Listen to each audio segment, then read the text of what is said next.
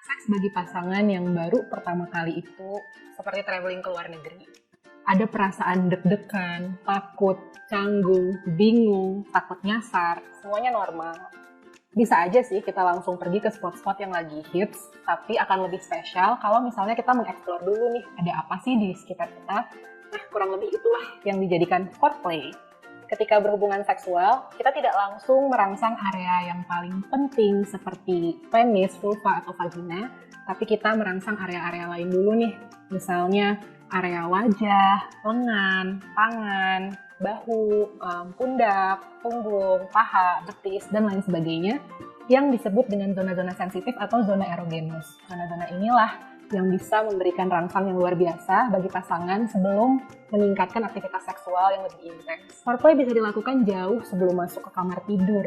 Bahkan ketika belum bertemu pasangan pun bisa mengirim pesan, misalnya, sayang, nanti kamu pakai baju ini ya, atau sayang, nanti aku bakal begini ya ke kamu. Itu juga udah bagian dari merangsang fantasi supaya bisa memulai aktivitas seksual. Selain itu, sekarang kan teknologi juga udah banyak yang canggih. Bisa aja kita kejebak macet 2 jam, tapi kita menggunakan teknologi nih. Misalnya aplikasi-aplikasi yang terhubung dengan sex toys, terkoneksi dengan internet, jadi pasangan punya remote-nya, satu lagi memegang alatnya. Jadi meskipun macet 2 jam dan mobil ketahan, foreplay tetap jalan. Sebenarnya nggak ada patokan yang saklek untuk foreplay, tapi pernah ada penelitian yang menjelaskan bahwa baik laki-laki maupun perempuan itu membutuhkan sekitar 18 hingga 19 menit foreplay secara rata-rata. Realitanya, rata-rata foreplay itu hanya 11-13 menit, sehingga ada ketimpangan antara ekspektasi dengan realita. Makanya ini penting banget untuk kita mengkomunikasikan kebutuhan secara langsung dengan pasangan.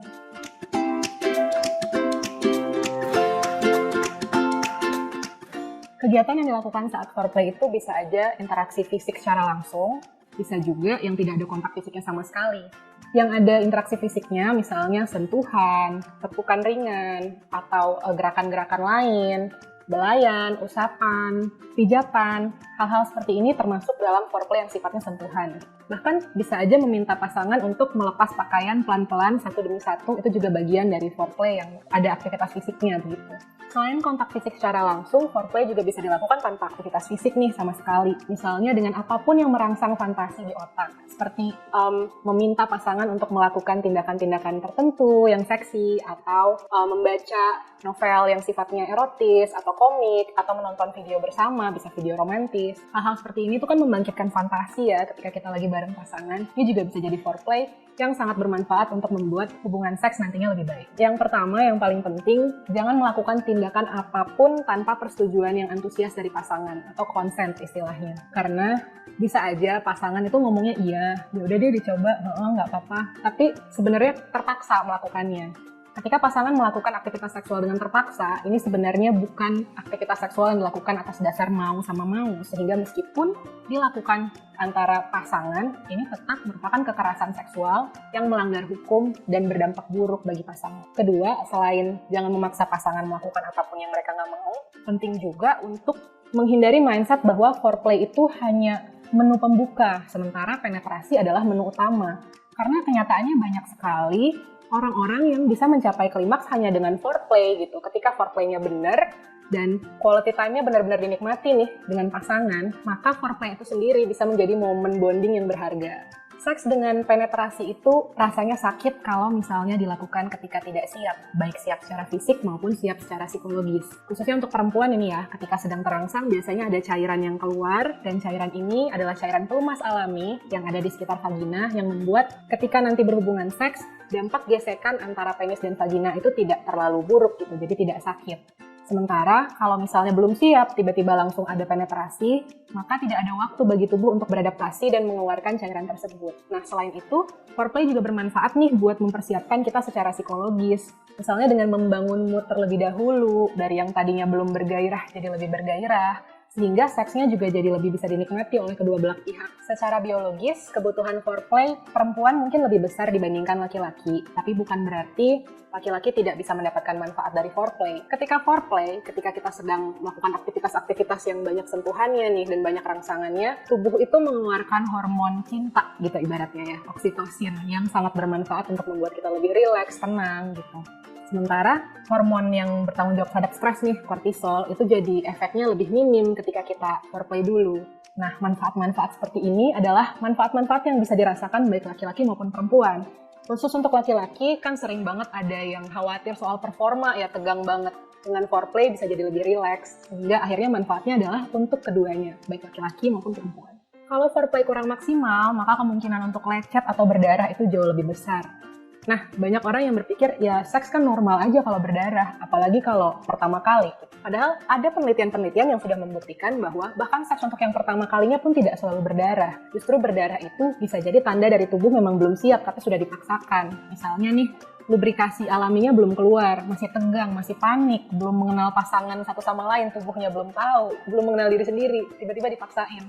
Ini yang menyebabkan perempuan juga sering berdarah di malam pertama. Tapi ketika udah lebih siap nih, lecet-lecet, berdarah, segala macam itu bisa diminimalisir atau tidak terjadi sama sekali begitu. Selain itu, jika foreplay kurang maksimal, maka kemungkinan untuk mencapai orgasme juga lebih rendah. Khususnya untuk perempuan nih, yang juga butuh kenikmatan seksual dan seringkali waktunya sedikit lebih panjang daripada laki-laki. Nah, dengan foreplay akan lebih mudah bagi perempuan untuk mencapai orgasme.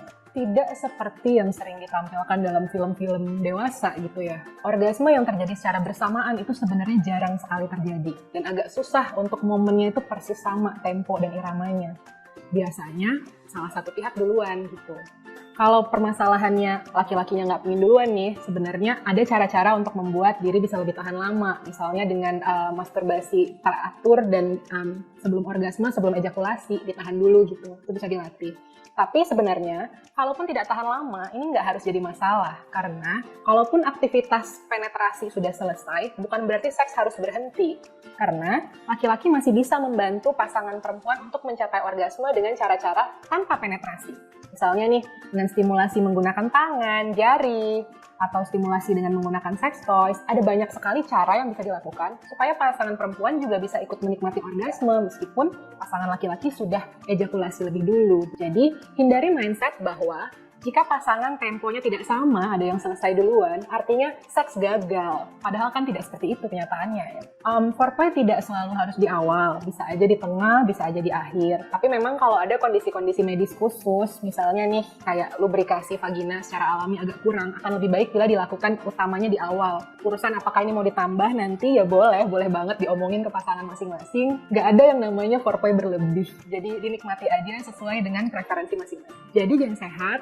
Simpulannya nih, ketika lagi ngomongin foreplay, jangan malu buat bertanya sama pasangan, jangan malu buat mengatakan apa yang diinginkan. Nah, kalau memang ada masalah, dan masalahnya serius nih, boleh banget dikonsultasikan ke dokter, seksolog, atau psikolog. Jadi bisa segera mendapatkan bantuan.